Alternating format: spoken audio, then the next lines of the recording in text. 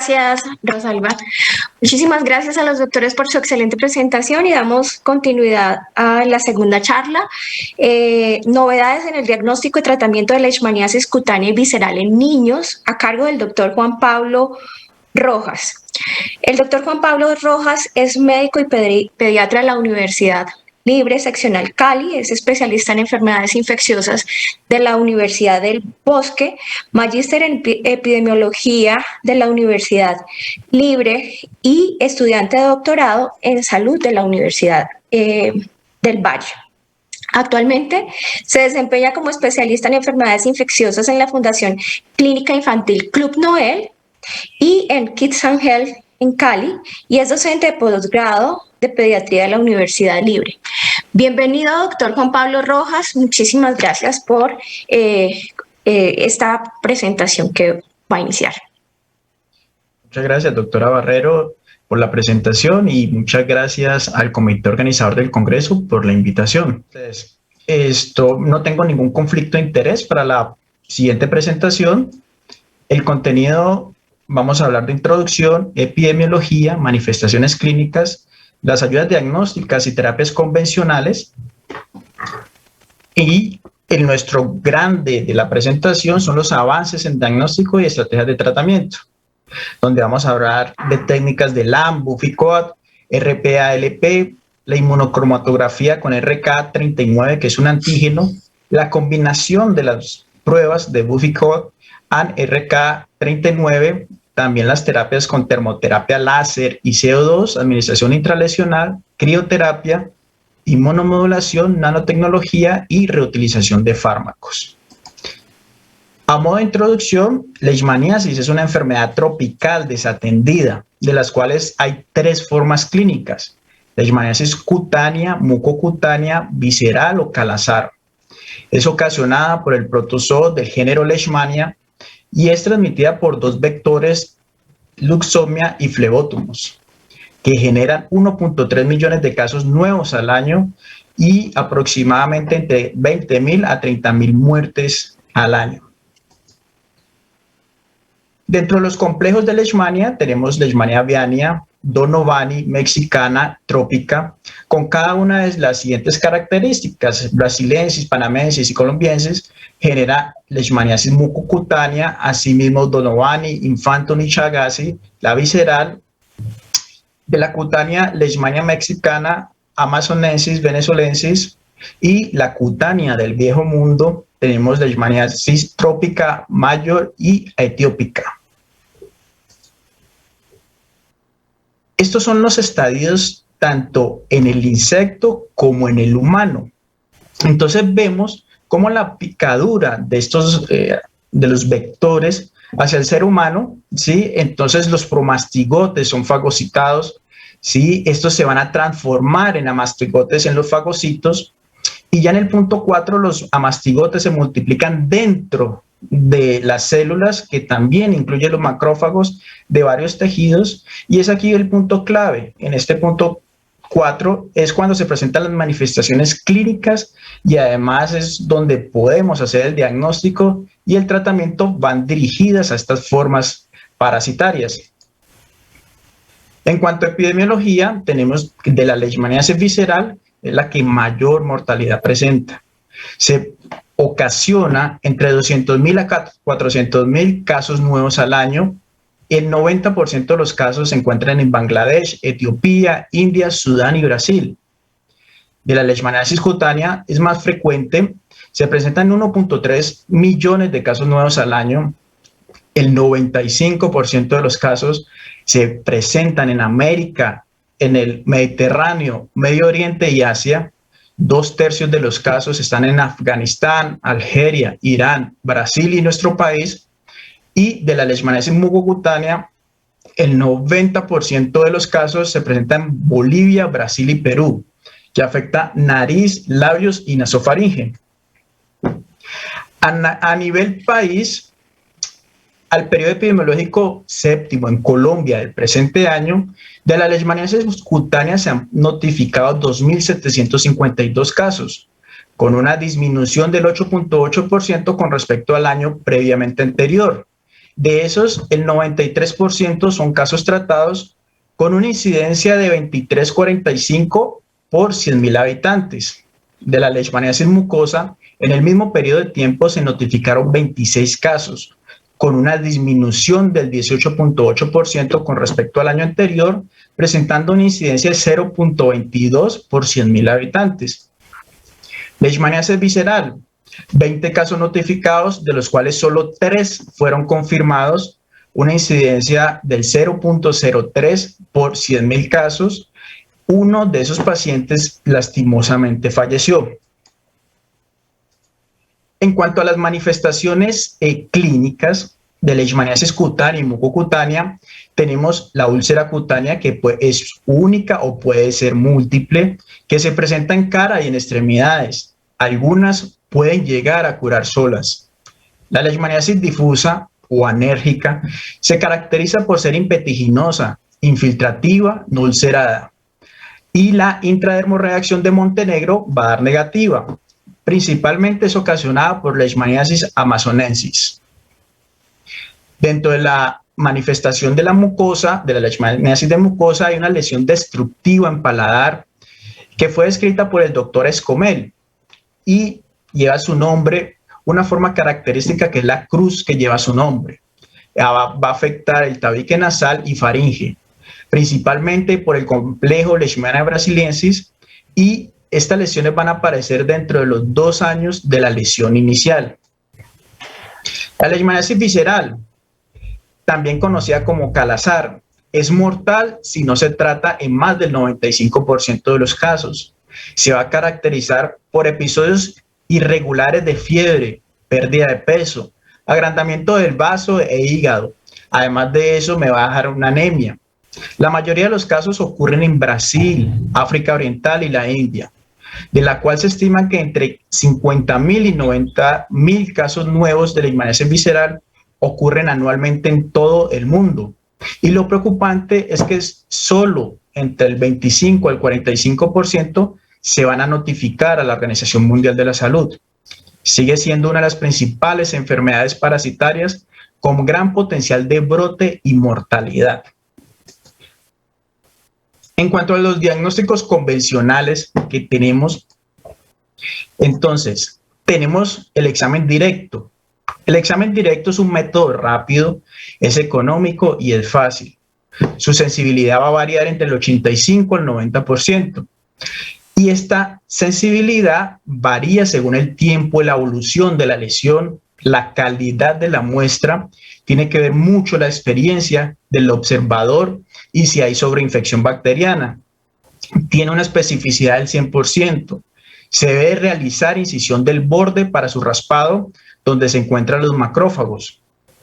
Entre menos sangre tenga, es mejor la calidad. No se debe tomar muestra del centro de la úlcera y se colorea con piensa o Wright. Seguimos con el cultivo. En cuanto al cultivo, se realiza en medio Novi-Magnell-Nicoll, en donde se debe de incubar a una temperatura ambiente entre 20 y 30 grados centígrados durante 7 a 15 días para una búsqueda activa de promastigotes. La sensibilidad de los cultivos va a estar directamente relacionada con la correcta selección que se haga del medio más apropiado. Continuamos con la biopsia y la PCR, en donde la biopsia se realiza si los directos son negativos. Se debe tomar cuando se manifiesta en forma visceral. Se busca mastigotes y es útil para descartar otros diagnósticos. En cuanto a la PCR, tiene una sensibilidad y especificidad que puede llegar al 100%. Es muy útil en la coinfección con VIH y para el tratamiento y para el seguimiento post-tratamiento. Además de eso, tenemos los métodos serológicos. Los títulos suelen ser bajos, tienen una baja sensibilidad y especificidad y solas no hacen diagnóstico. La inmunofluorescencia indirecta es la más usada para las manifestaciones mucocutánea y visceral. No es útil en forma cutánea y solo es positivo del 50%. Hay que tener presente que estas pruebas serológicas tienen reacción cruzada con enfermedad de Chagas. La intradermorreacción de Montenegro es una reacción de hipersensibilidad la cual es retardada, utiliza el antígeno suspensión de promastigotes. Su lectura debe realizarse a las 48 horas y es positivo cuando el nódulo es mayor de 5 milímetros. Resulta positiva después de 1 a 3 meses de la infección y puede seguir positiva por mucho tiempo. En áreas endémicas, hasta el 21% de los habitantes pueden ser reactivos. Terapias convencionales, tenemos los antimoniales pentavalentes, como el antimonio N-metilglucamina, el estibuclonato de sodio, que en nuestro país sigue siendo de primera elección en todas las formas clínicas. Este se va a administrar diariamente por 20 días para las manifestaciones cutáneas. La duración para la forma mucosa y visceral tiene un promedio de 28 días y tiene una curación del 82 al 100%. Está contraindicado en menores de 18 meses, en mujeres gestantes, en los pacientes que están recibiendo tratamiento conjunto para tuberculosis y contraindicada en los que presentan alergias severas a los medicamentos. Tiene efectos adversos a nivel renal, hepático, cardíaco, puede generar vómito, exantema, fiebre, leucopenia ante la segunda semana y en niños tiene menos eficacia y una mayor depuración. Miltefosina. Miltefosina es un antineoplásico, tiene una curación del 91% para Leishmania panamensis en Colombia. Se administra por vía oral durante 28 días. La FDA lo tiene aprobado para mayores de 12 años. Pueden llegar a presentar diarrea, alteraciones en la función hepática y renal. No se puede administrar en gestantes ni en madres lactantes. Tenemos el isetionato de pentamidina.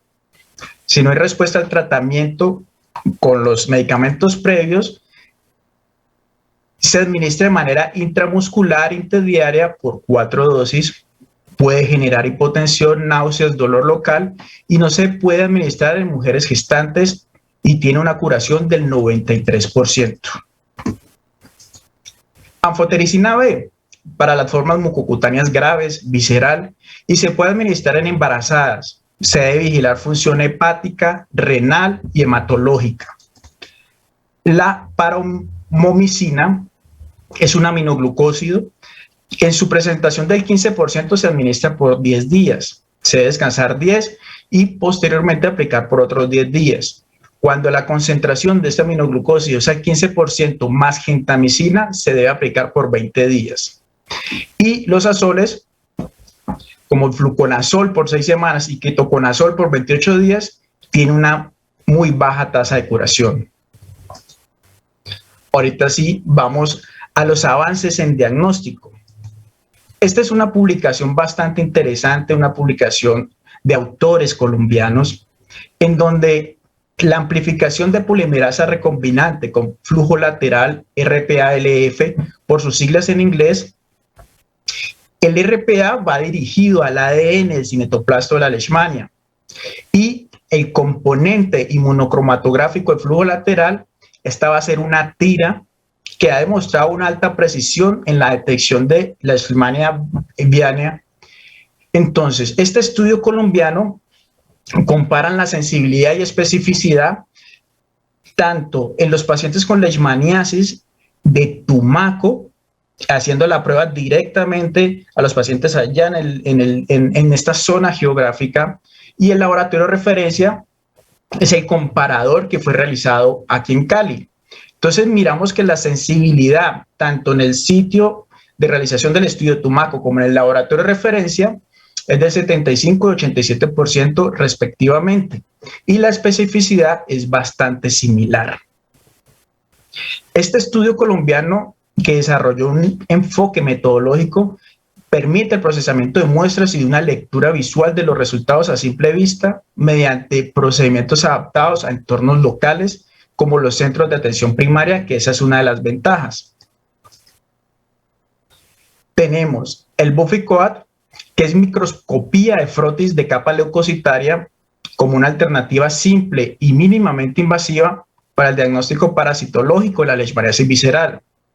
Tiene una sensibilidad del 54% con una especificidad que puede ir hasta el 90%.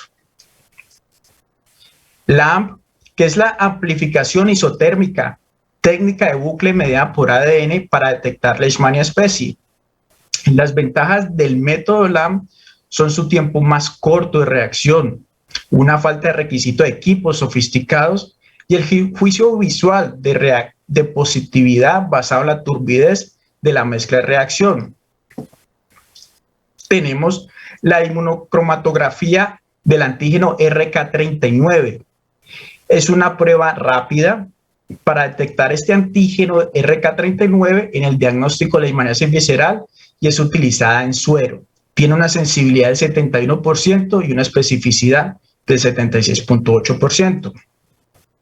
Pruebas de ELISA con una sensibilidad del 95 y 98%, y cuando mezclamos dos pruebas como el Buficoat y el antígeno RK39 incrementa la sensibilidad a un 82% y la especificidad a un 93.4%.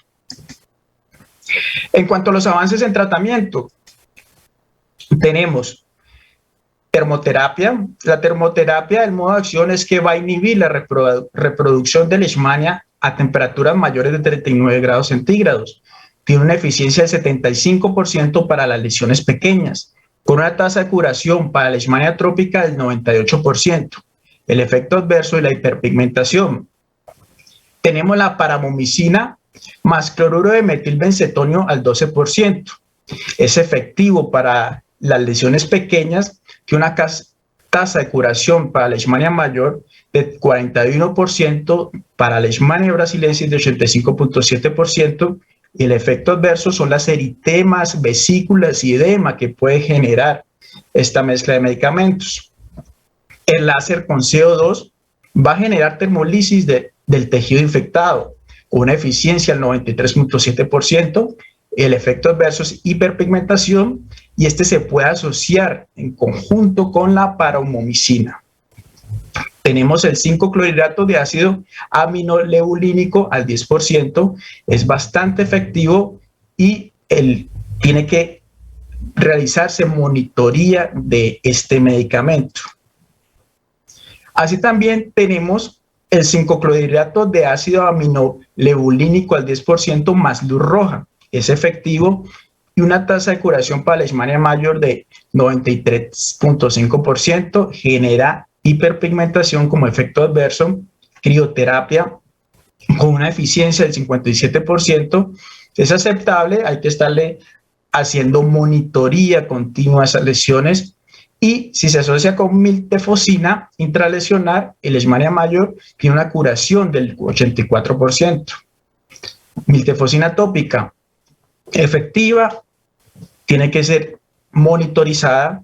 La terapia fotodinámica va a utilizar reactivos productores de oxígeno, por lo que fotosensibiliza la célula y la va a alisar. Tiene una eficiencia solo del 10% y se debe monitorizar. En cuanto a medicamentos combinados, tenemos entonces infusión continua, 5 miligramos por kilo de anfotericina B-liposomal con miltefosina oral. Se encuentra en fase 3 de la India por un tiempo de 7 días y la administración es intravenosa y oral respectivamente para cada uno de estos medicamentos. Miltefosina y paramomicina con dosis diaria similar en monoterapia por 10 días ha demostrado una eficiencia del 99% y la vía de administración es intramuscular. El estibuclonato de sodio a 20 miligramos kilo más paramomicina administrada a 15 miligramos por kilo a un tiempo de 17 días. Esta administración es intravenosa. En investigación tenemos el feximidazol, que es un nitromidazol que se encuentra en fase 2 de investigación. Es de administración oral, tiene una actividad leishmanicida comparable a miltefosina y tiene adecuada seguridad. Este medicamento es potencial como un suplemento adicional muy necesario en la terapia oral para la leishmaniasis visceral. Otros avances que tenemos: inmunomoduladores con interferón gamma para la presentación cutánea, mucocutánea y visceral. Tiene reducción de efectos secundarios y recaídas, tiene un elevado porcentaje de curación y tiene bajo riesgo para desarrollar parásitos resistentes. En cuanto a la nanotecnología, la nanotecnología consiste en que la distribución del medicamento sea de una manera más eficiente hacia los tejidos y células específicos, a través de lípidos nanoestructurados, liposomas, nanoemulsiones, nanopartículas de lípidos sólidos, miosomas, nanocápsulas, nanopartículas, nanoesferas metálicas, nanopartículas poliméricas y películas en capas nanoestructuradas. En cuanto a las conclusiones, el tratamiento de la leishmaniasis es un desafío de salud mundial. La toxicidad, los efectos secundarios, la reducción del arsenal terapéutico y la resistencia a los medicamentos son los principales problemas. Urgen nuevas estrategias y avances recientes en el tratamiento de la leishmaniasis. Los inmunomoduladores, la nanotecnología y la reutilización de fármacos son el futuro del tratamiento de la leishmaniasis. Muchísimas gracias. Muchas gracias, doctor Juan Pablo Rojas.